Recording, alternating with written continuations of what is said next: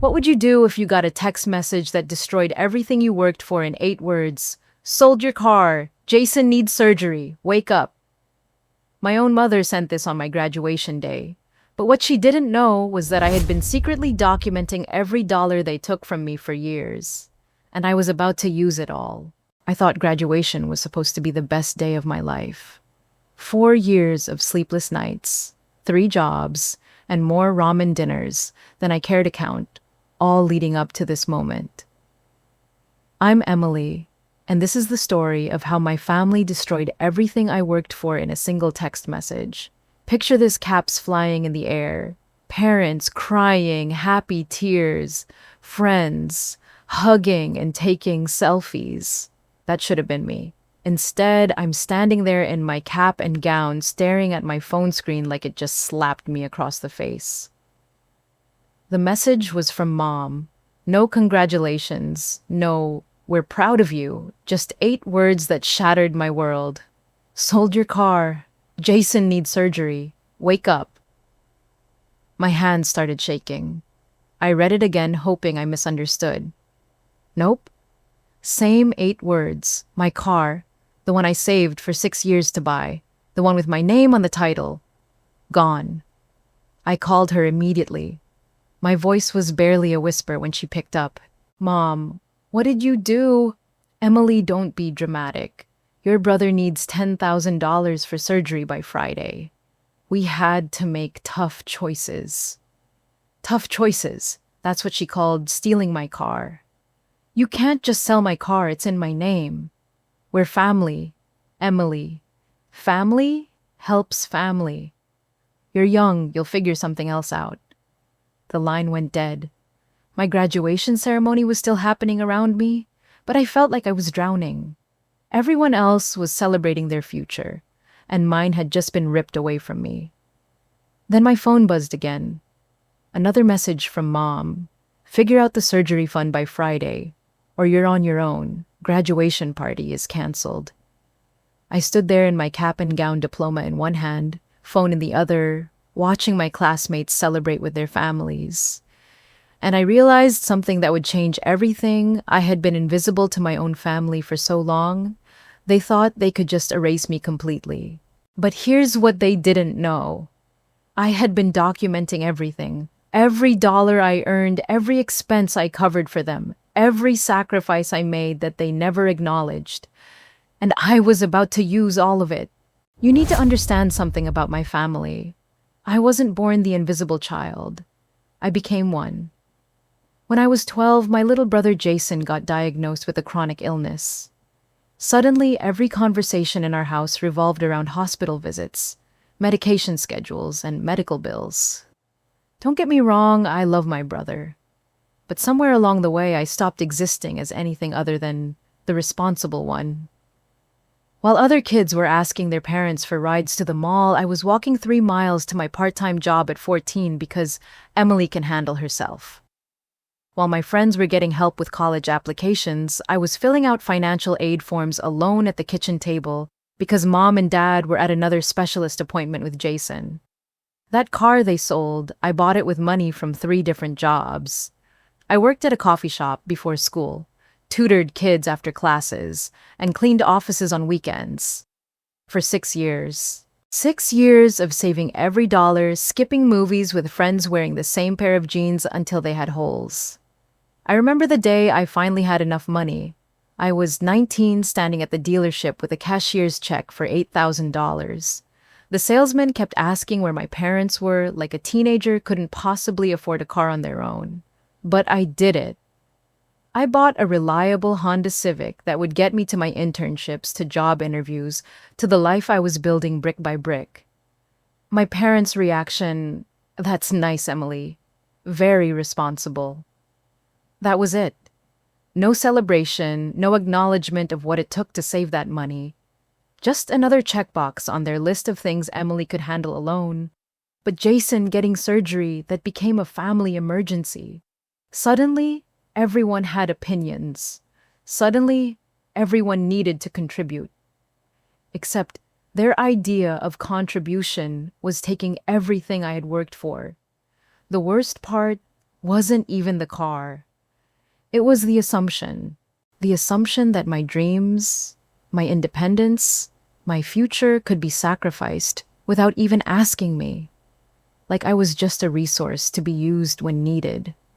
I thought about all the times I covered their grocery bills when dad was between jobs.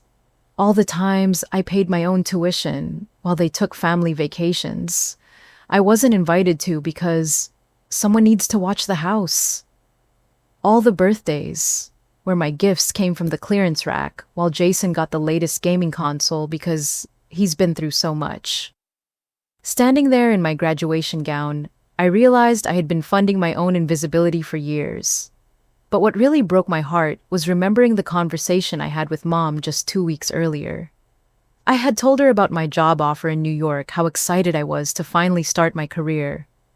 Her response, "That's nice, honey, but you know we might need help with Jason's medical expenses soon." Even then, she was already planning to take my car. She just wanted to see how much I was worth first. That night, after the disaster of graduation day, I sat in my childhood bedroom looking at all the certificates on my wall. Honor Roll Dean's List Scholarship Awards, volunteer recognition, a whole wall dedicated to achievements that no one in my family had ever celebrated. And I made a decision that would change everything. I wasn't going to be invisible anymore. The next morning, I drove to my best friend Maya's apartment. Well, I didn't drive. I took 3 buses because I didn't have a car anymore. Maya took one look at my face and pulled me inside. "Emily, what happened? You look like you haven't slept." I collapsed on her couch and told her everything. About the text message, the phone call, the canceled graduation party. Maya's face went through about 5 different emotions before settling on pure rage. "They did what Emily, that's theft. That's literally theft. And emotional blackmail on top of it. It's not that simple," I said, even though part of me knew she was right. "Jason really does need surgery. He's my little brother. I can't just abandon him." Maya sat down next to me and grabbed my hands. "Listen to me. Your brother needing surgery doesn't give your parents the right to steal from you. You worked for 6 years to buy that car.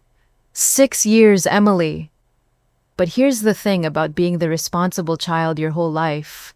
You learn to make excuses for everyone else's bad behavior. You learn to minimize your own pain to keep the peace." "Maybe I was being selfish," I whispered. "Maybe I should have offered to help when I found out about the surgery." "Stop." Maya's voice was firm. "Just stop. Did they ask you to help? Did they sit you down and explain the situation and ask for your input? Or did they just take what they wanted and expect you to be grateful?" The silence that followed was my answer. Maya pulled out her laptop. "We're going to figure this out, but first you need to document everything. When did you buy the car? Do you have the title, receipts, bank statements? Why? Because you're going to fight this, and you're going to win." For the first time in 24 hours, I felt a spark of something that wasn't despair. It was anger, clean, pure, righteous anger.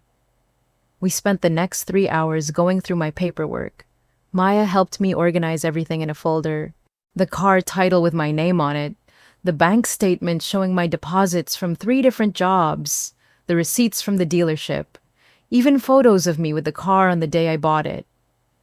"Emily, look at this," Maya said, pointing at my bank statements. "You've been sending money home for 2 years. Grocery bills, utility payments, even their car insurance. Do your parents know about this?" I shook my head. I had always done it quietly, transferring money when I knew they were struggling, just being helpful, just being responsible. "And here," she continued, "Jason's medical bills from last year. Look at the dates. These aren't emergency surgeries, Emily. These are planned procedures. They've known about this for months." The pieces started falling into place. The family vacation they took last month while I stayed home to work.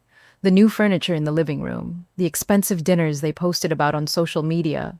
They had been spending money they didn't have, knowing they could always take mine when the bills came due. "I feel so stupid," I said. "You're not stupid. You're generous. And they took advantage of that." Maya closed the laptop and looked at me seriously. The question is, what are you going to do about it? I thought about Jason probably at home right now, scared about his surgery, and unaware that it was being funded by stealing from his sister. I thought about my parents who were probably already planning how to spend the money from selling my car.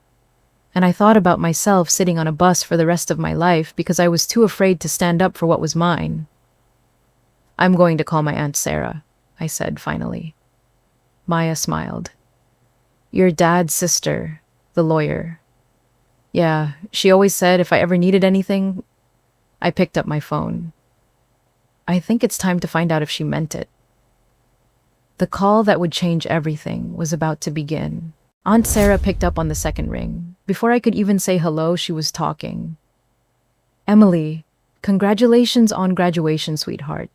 I'm so sorry I couldn't make it, but the trial ran late and... Aunt Sarah, I interrupted, my voice cracking. I need help. The line went quiet for a moment. Then her voice changed completely. Gone was the cheerful aunt. This was Sarah, the lawyer. What happened? Tas, I told her everything. The text message, the car, the surgery deadline, the years of quietly supporting my family financially. When I finished, the silence stretched so long, I thought the call had dropped. Emily, she said finally, they sold property that belongs to you without your consent. That's theft. But more than that, her voice got softer. Honey, I had no idea they were treating you this way. I never wanted to cause problems. I know Dad is your brother, but stop right there. Being family doesn't give anyone the right to steal from you. I need you to gather every piece of documentation you have. Bank statements, the car title, receipts, everything. Can you do that? Maya was already pulling the folder we'd organized across the coffee table toward me. We already did, I said. Good girl, I'm driving down tomorrow. We're going to sort this out properly. After I hung up, Maya looked at me with this expression I'd never seen before. Pride, maybe, or determination. You know what I'm calling in reinforcements, too. She started texting rapidly. Within an hour, my phone was buzzing nonstop. Messages from college friends, coworkers, from my internship, even my thesis advisor. Marcus from my study group. Heard about your car situation. I've got a bike you can borrow long term. Jessica from the coffee shop where I worked. My dad's a mechanic. If you get your car back, he'll check it over for free. Professor Williams. Emily, if you need a reference for any legal proceedings, I'd be happy to provide character testimony. But the message that made me cry was from my roommate, David. Been thinking about what you said regarding family dynamics. Checked with my parents about that job lead in Portland. It's still available if you want a fresh start. I stared at my phone, overwhelmed. These people, some of whom I'd known for less than a year, were offering more support than my own family had in decades. Maya, I said, wiping my eyes. I think I've been looking for love in the wrong places my whole life. She smiled. Sometimes the family that matters most is the one you choose. That evening, I started going through everything more carefully. Not just the car paperwork, but years of financial records. What I found made my stomach turn. Over the past 3 years, I had quietly transferred over $15,000 to my parents. Grocery money when Dad was laid off, the deposit for Jason's school trip, car repairs for Mom's minivan, even their anniversary dinner last year because Dad's paycheck was short. $15,000. Money I could have used for graduate school, for a security deposit on my own apartment, for building my own future. Instead, I had handed it over without question, because that's what good daughters do. But here's what really got to me. In all that time, they had never once acknowledged what I was doing, never said thank you, never treated it like the sacrifice it was. They had just accepted it as my responsibility. I called my thesis advisor, Dr. Martinez, that night. She'd always been more than just a professor to me. She'd been a mentor, someone who saw potential in me when I couldn't see it myself. Emily, I've been thinking about our conversation regarding your family dynamics. Have you considered that their behavior toward you might be a form of emotional abuse? The word hit me like a physical blow. Abuse? I'd never thought of it that way. I know it's hard to hear, she continued gently, but systematically taking advantage of someone's generosity, making them feel responsible for everyone else's problems, isolating them from celebrations and family events. Emily, that's not normal family behavior. After that call, I sat in Maya's guest room and really looked at my life for the first time. Not through the lens of being the responsible daughter, but through the eyes of someone who deserved better. I made a list, not of what I owed my family, but of what they owed me. Financially, emotionally, morally. The list was longer than I expected. At the bottom, I wrote one sentence. I deserve to be valued, not used. Tomorrow, Aunt Sarah would arrive. Tomorrow we would start fighting back. But tonight, for the first time in my life, I felt like I had an army behind me. And that changed everything. Aunt Sarah arrived at noon the next day and she meant business. She walked into Maya's apartment carrying a briefcase and wearing what I can only describe as her courtroom face. "Show me everything," she said without preamble. We spread all the documents across Maya's dining table. Bank statements, receipts, the car title, screenshots of text messages, even photos of me with the car. Aunt Sarah went through everything, methodically making notes in a legal pad. "Emily," she said, after an hour, "this is worse than I thought. They haven't just stolen your car, they've been financially exploiting you for years." She pointed to the bank transfers. "These aren't gifts. Gifts are voluntary. This is systematic extraction of resources from someone they've conditioned to feel guilty for saying no." "What do we do?" I asked. "We're going to your house tonight. You're going to pack your things quietly and you're going to leave them something to think about. I don't want to cause a scene." "Emily," Aunt Sarah's voice was gentle but firm, "you've spent your whole life avoiding scenes. Look where it's gotten you. Sometimes you have to make noise to be heard." That evening, we drove to my childhood home in Aunt Sarah's car. The house looked the same as always. Mom's flowers in the front yard, Dad's tools scattered on the porch, Jason's bike leaning against the garage. Normal, peaceful, like a family home should be. But I wasn't walking in as the same person who had left 2 days ago. I used my key to let myself in quietly. The house was mostly dark, but I could hear the television in the living room and quiet voices from the kitchen. Normal family evening activities, while my life had been in free fall for 48 hours. I went straight to my room and started packing. Not everything, just the essentials.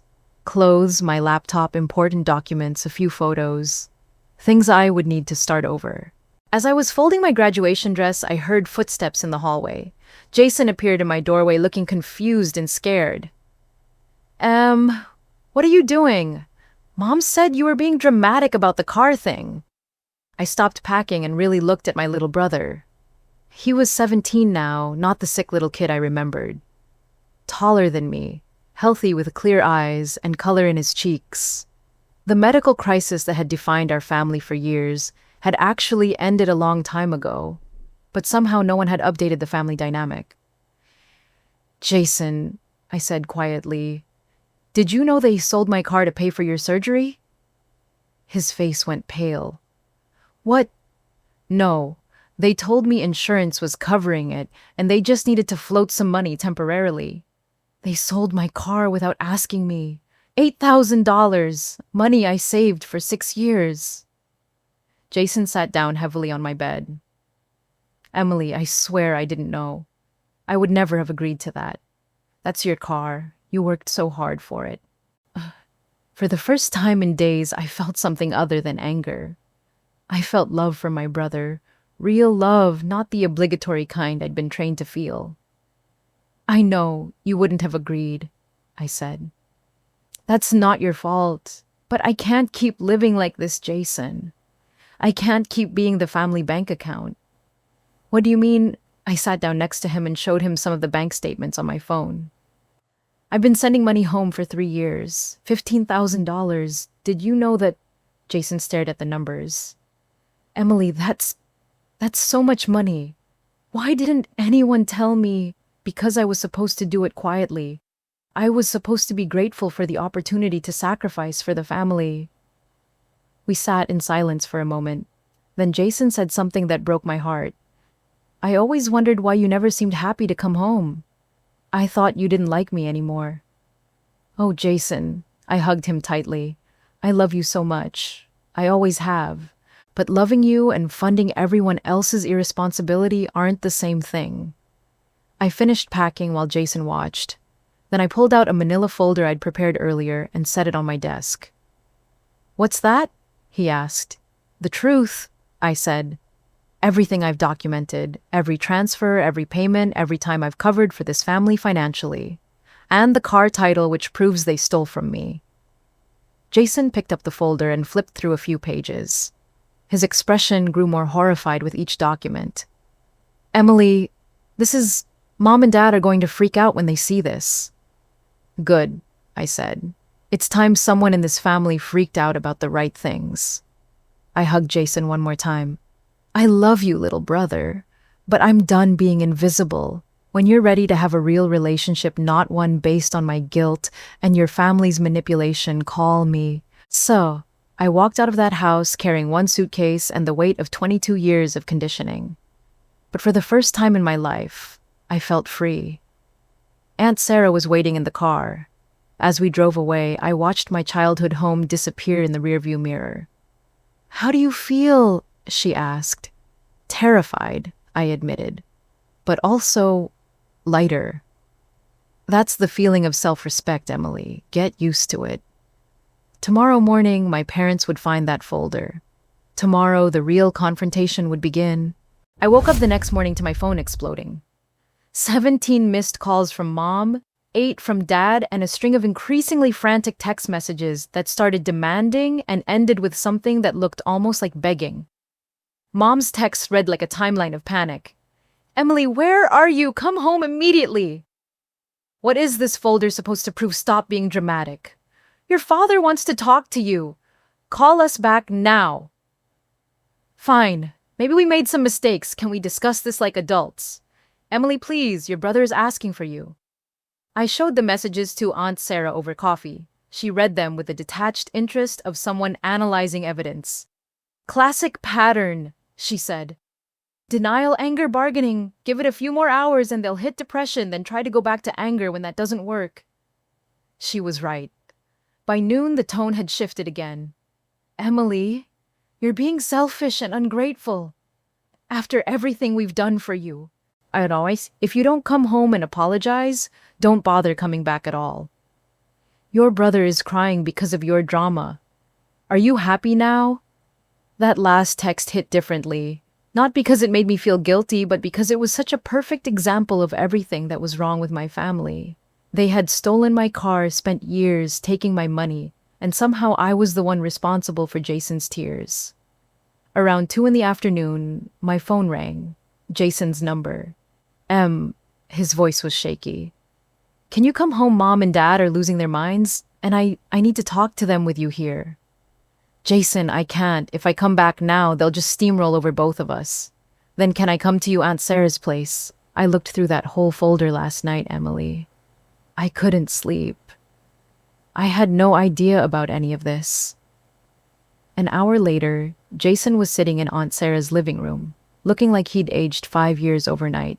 The folder was clutched in his hands and his eyes were red from crying. Emily, he said, I need you to explain this to me. This bank statement shows you paid for my school trip to Washington, D.C. last year, $500. I nodded. And this one shows you paid the deposit for my summer camp, $800. Yes. And here you paid for Mom's car repair when she hit that pole, $1,200. Jason, and here's the big one. You've been covering our grocery bill for 6 months, $300 a month. He looked up at me with tears streaming down his face. Emily, that's $1,800 just for groceries. Aunt Sarah leaned forward. Jason, show her the dates on those transactions. Jason flipped through the papers. The school trip payment was made the same week you told me you couldn't afford to come see me in the school play because you had to work. My throat tightened. The summer camp deposit was paid right after. I asked why you never go out with friends anymore, and you said you were saving money. Jason, stop. No, I won't stop. Emily, you've been living like a broke college student while secretly funding our entire family. Meanwhile, Mom and Dad have been taking credit for providing for me. He stood up abruptly. I'm calling them. I'm calling them right now and telling them I know everything. Jason, wait. But he was already dialing. He put the phone on speaker. Mom, it's Jason. I'm at Aunt Sarah's with Emily. Thank God. Jason, bring your sister home. She's being ridiculous about... Mom, stop talking. Jason's voice was firmer than I'd ever heard it. I know about the money. Silence. I know Emily has been paying our bills for 3 years. I know she paid for my school trip, my summer camp, your car, repair our groceries. I know you sold her car without asking her, and I know you've been lying to me about where the money for my medical expenses has been coming from. Jason, honey, you don't understand. I understand perfectly. Emily has been supporting this family while you've been taking credit and making her feel guilty for wanting her own life. Dad's voice came on the line. Son, your sister is trying to turn you against us. This is between adults. I'm 17, Dad. I'm not stupid. I can read bank statements. The silence that followed was deafening. Finally, Mom's voice smaller than I'd ever heard it. We were going to pay her back. When? Jason demanded. When were you going to pay back $15,000? When were you going to replace her car? When were you going to stop treating her like a credit card instead of a daughter? Dad tried a different approach. Jason, we're your parents. We know what's best for this family. No, you don't, Jason's voice cracked. What's best for this family is treating Emily like she matters.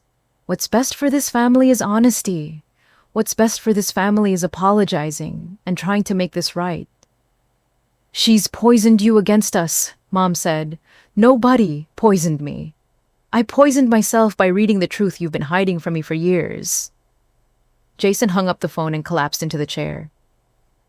Emily, I'm so sorry. I'm so sorry. I had no idea they were doing this to you. I knelt down next to his chair. Jason, this isn't your fault. You were a kid. You trusted the adults to handle adult things. But I should have known. I should have asked where the money was coming from.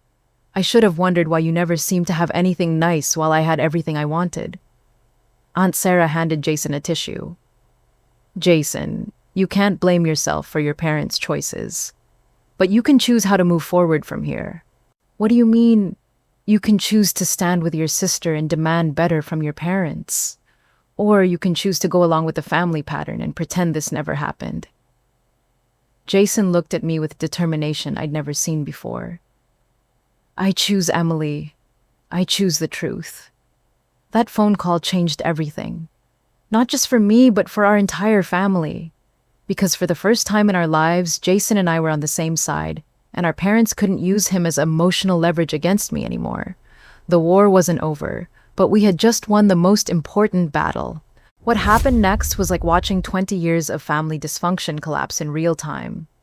My parents showed up at Aunt Sarah's house 40 minutes after Jason's phone call. No knocking, no ringing the doorbell. Dad used his spare key like he owned the place, which was classic him. Mom stormed in behind him, her face red and puffy from crying. Emily Marie, you get in this car right now, Dad demanded, pointing toward the driveway. We're going home and settling this like a family. I stayed seated on Aunt Sarah's couch. No. Such a simple word, but you would have thought I'd slapped him. Dad's face went through about 3 different shades of purple. Excuse me. I said no, Dad. I'm not going anywhere with you. Mom stepped forward and I could see her shifting into manipulation mode. The tears, the trembling voice, the whole performance I'd seen 1,000 times before. Emily, sweetheart, I think there's been a misunderstanding. Yes, we sold your car, but it was for Jason's surgery. Surely you understand that family comes first. Family does come first, I said. That's why I've been quietly supporting this family for 3 years, without asking for anything in return. That's why I worked 3 jobs through college while you two took vacations. That's why I never complained when you forgot my birthday, but threw Jason elaborate parties. We didn't forget your birthday, Mom protested. Jason, who had been quiet until now, spoke up. Yes, you did. Last year, you forgot completely. Emily spent her birthday working a double shift at the coffee shop while you guys took me to Six Flags because I was feeling sad. Dad turned on Jason. Son, your sister is filling your head with lies. No, she's filling my head with bank statements. Would you like to see them? Jason held up the folder and I watched my parents' faces change. That folder represented their worst nightmare accountability. You had no right to go through private financial documents, Dad said, but his voice lacked conviction. Aunt Sarah, who had been watching the circus with a professional detachment, finally spoke up. Actually, Robert Emily has every right to share her own financial records with whomever she chooses, and what those records show is a clear pattern of financial exploitation.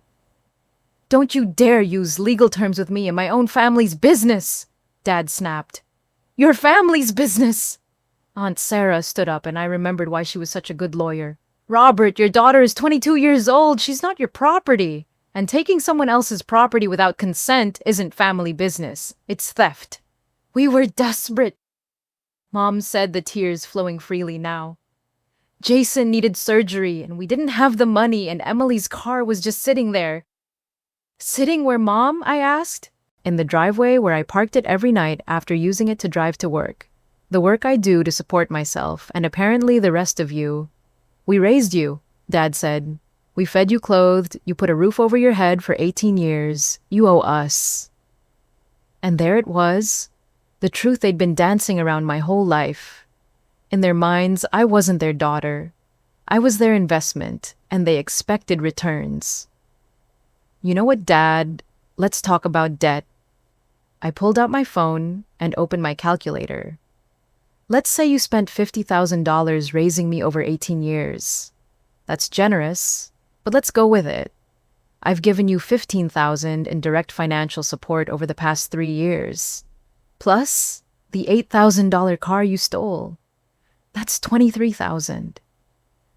I kept calculating, my voice getting stronger with each number. But wait, there's more.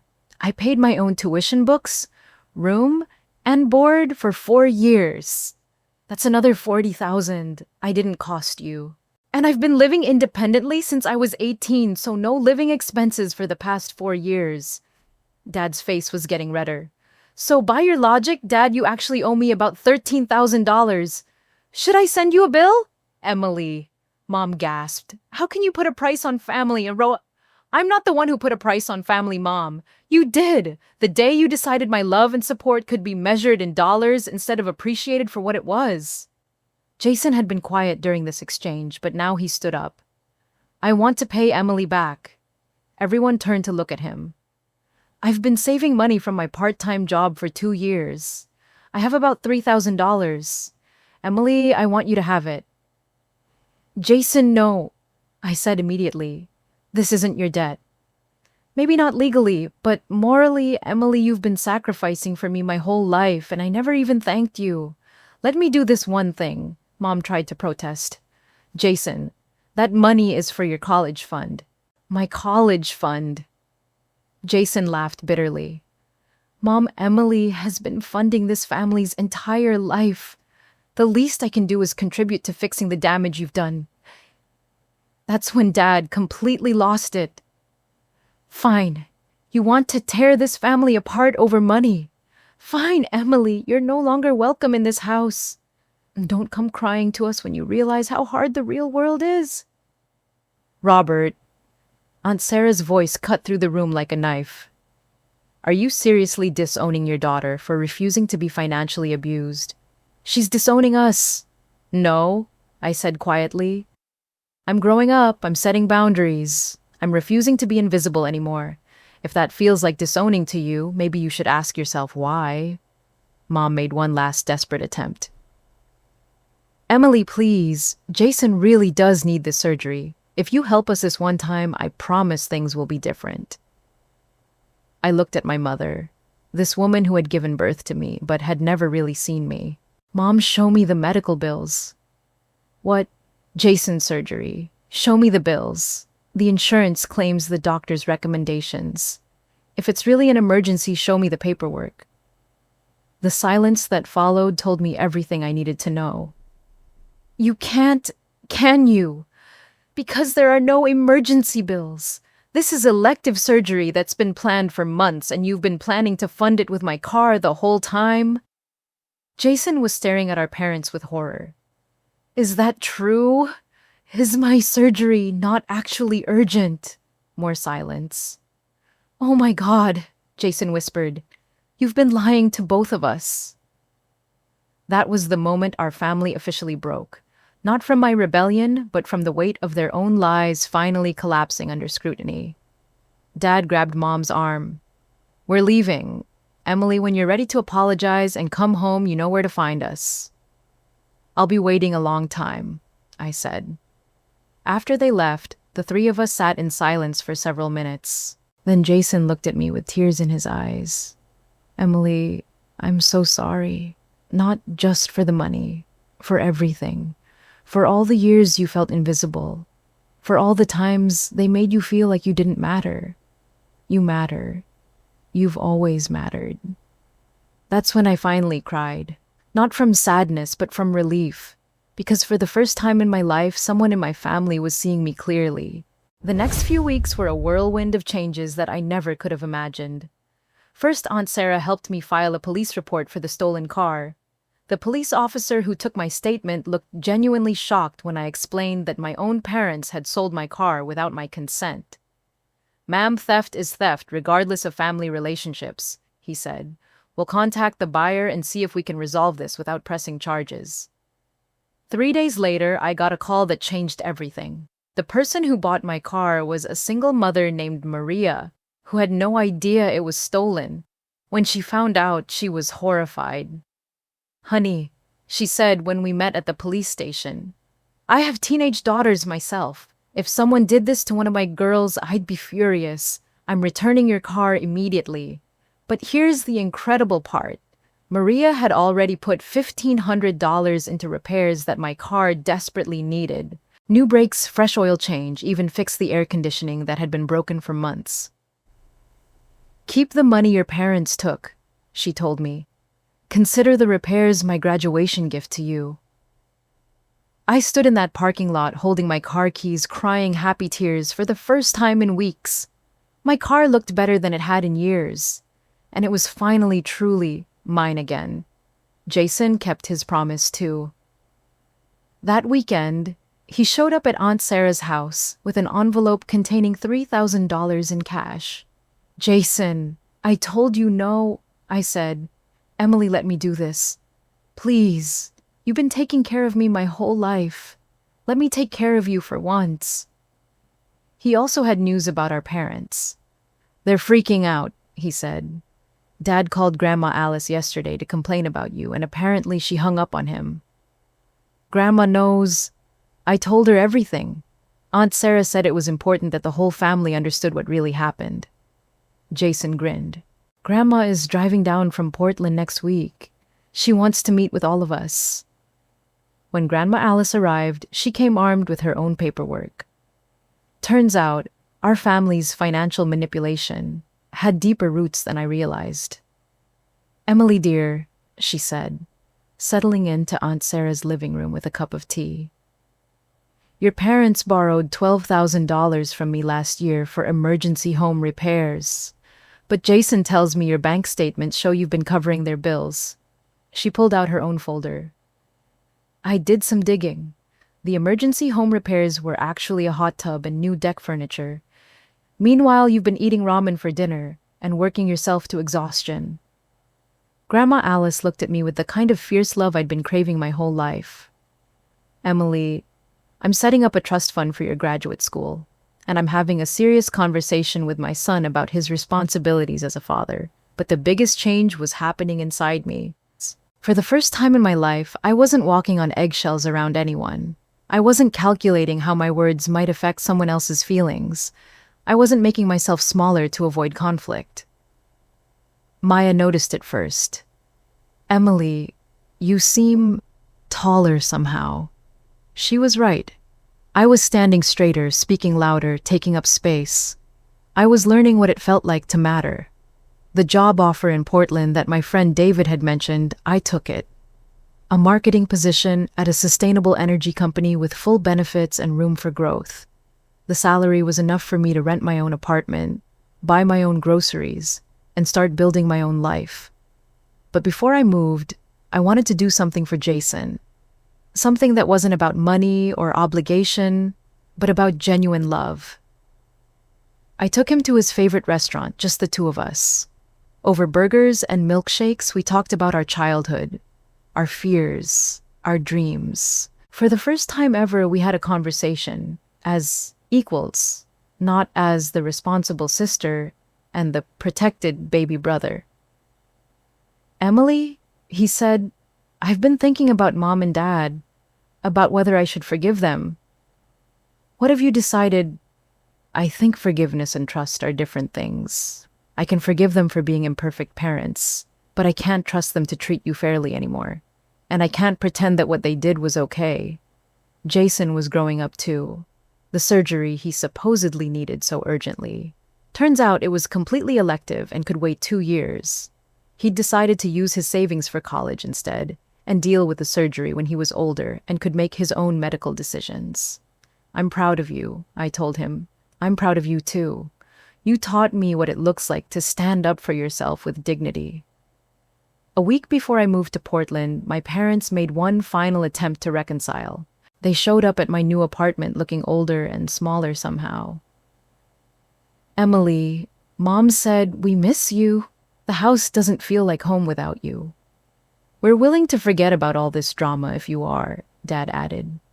I looked at these people who had raised me but never really known me. I don't want to forget about it, I said. I want you to remember it.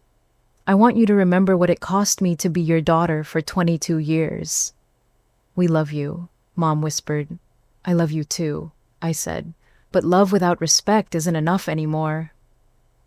They left without another word. That night, I sat in my empty apartment surrounded by boxes labeled with my new address in Portland.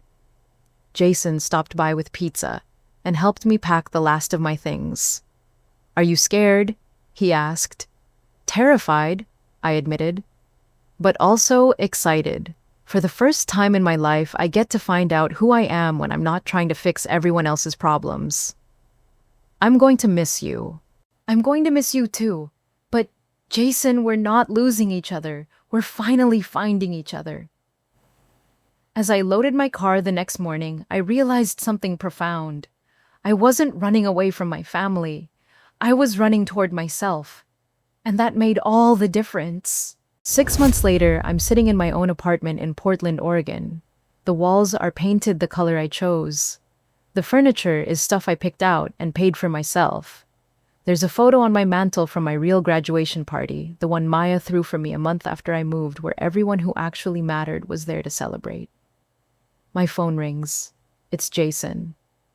Guess what? I got accepted to Oregon State with a partial scholarship. I'll be 2 hours away from you. Jason, that's amazing. When do you start? Fall semester. And Emily, I have something to tell you. I talked to Mom and Dad about family therapy. They said no, but I'm going anyway. I found a therapist who specializes in family dynamics. I smile, looking out my window at the mountains in the distance. How are you feeling about all of it? Different. Better. Like I finally understand the difference between family loyalty and family toxicity. He pauses. Emily, do you ever regret what happened? Leaving. I think about it for a moment. You know what I regret. I regret how long it took me to value myself enough to leave. I regret all the years I spent making myself invisible. But leaving, starting over, never. Do you miss them? I miss the family I thought we were, but I don't miss walking on eggshells. I don't miss feeling guilty for wanting my own life. I don't miss being everyone else's solution, while being treated like nobody's priority. After we hang up, I walk over to my desk where I keep a small wooden box. Inside are letters. Letters from Maya, updating me on her new job. letters from college friends who've stayed in touch, a thank you note from Maria, the woman who bought my car, telling me about her daughter's graduations. But the letter that means the most is from Grandma Alice. She writes to me every week, sharing stories about her own life, her own struggles with family expectations. Last month, she wrote something that I've memorized. Emily, dear, the most radical thing a woman can do is refuse to disappear. You spent 22 years making yourself smaller to avoid conflict. Now you're taking up exactly the space you deserve. I'm proud of you for choosing yourself. I've learned something important in these 6 months. Healing isn't about getting an apology from the people who hurt you. Most of the time, that apology never comes. Healing is about recognizing your own worth regardless of whether anyone else does. My parents and I exchange Christmas cards now. Polite, surface-level communication. They update me on Jason's achievements like they always did. I update them on my job, my apartment, my life that doesn't revolve around their needs. It's cordial. It's distant. And for now, it's enough. Some people ask me if I plan to reconcile with them fully someday. The truth is, I'm open to it. But it would require them to acknowledge what happened, to take responsibility, to show me that they see me as a person with value beyond what I can provide for them. And I'm not holding my breath. Last week, I got promoted at work. When I called to share the news, my boss said something that stuck with me. Emily, you're the kind of person who makes everyone around you better. But you can't pour from an empty cup. I'm glad you learned to fill your own cup first. That night, I drove to the coast and walked on the beach alone. The sun was setting, painting the sky in colors I'd never taken time to notice when I was too busy fixing everyone else's problems. I stood there in the sand watching the waves, and I felt something I'd never felt before, complete peace with my own company. My phone buzzed with a text from Maya. Saw your promotion announcement on LinkedIn. So proud of you. Remember when you thought you weren't worth fighting for? I typed back, turns out I was worth fighting for. I just had to be the one to do the fighting. As I drove home that night, I thought about the girl I used to be. The one who worked 3 jobs and never complained. The one who sent money home while eating ramen. The one who made herself invisible to keep the peace. I don't regret being that girl. She was doing the best she could with what she knew. But I'm grateful I grew into someone who knew she deserved better.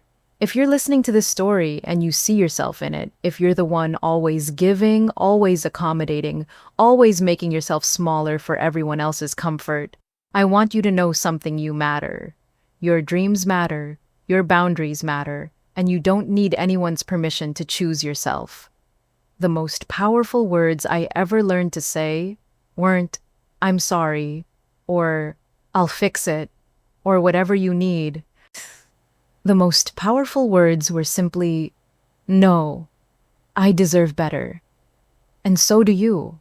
Before I let you go, I want to ask you something. Have you ever felt invisible in your own family?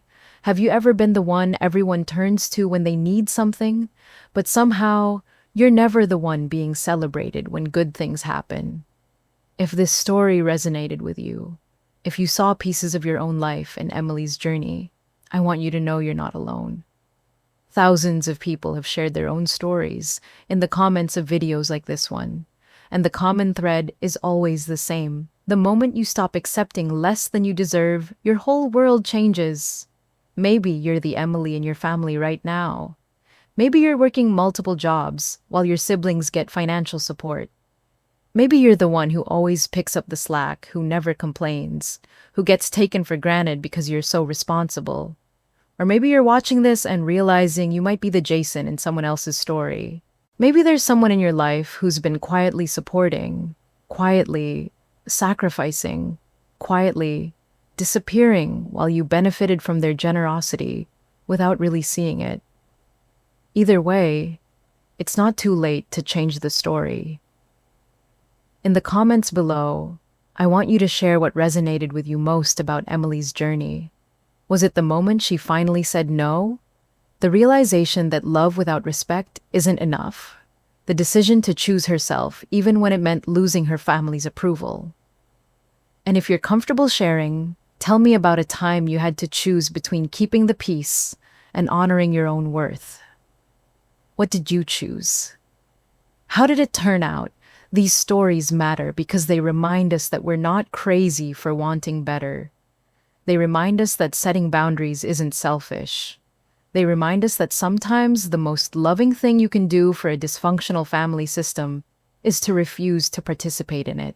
If Emily's story helped you see your own situation more clearly, do me a favor and subscribe to this channel. Hit that notification bell because next week I'm sharing another story about a woman who discovered her husband had been lying about their finances for their entire marriage. You won't believe how she got her revenge.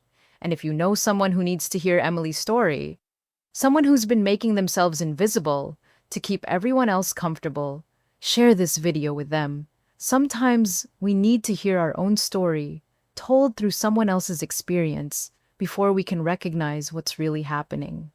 Remember, you don't owe anyone your peace of mind. You don't owe anyone your financial security. You don't owe anyone your dreams. And you definitely don't owe anyone your invisibility. Emily's car got stolen on her graduation day, but what she found in the aftermath was something much more valuable: her own voice, her own worth, and the courage to use both. What will you find when you finally decide you're worth fighting for? I'll see you in the next story. Until then, remember, the most radical thing you can do is refuse to disappear. Thanks for listening.